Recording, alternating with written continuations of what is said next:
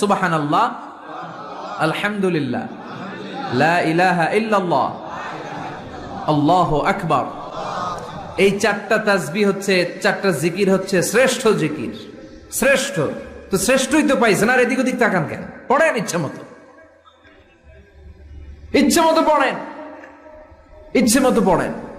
এই চারটা জিকির একসাথে মিলিয়েও পড়া যায়, আলাদা করেও পড়া যায়। আবার বিষ্ণু বললেন, মিজানের পাল্লা ভারী করতে চাও, ফাআম্মা মান সাকুলাত মাওয়াজিনুহু ফাহুয়া ফি আইশাতির রাদিয়া। মিজানের পাল্লা যারা ভারী করতে চাও তারা দুইটা জিকির করবা, সুবহানাল্লাহি ওয়া বিহামদিহি, সুবহানাল্লাহিল আযীম।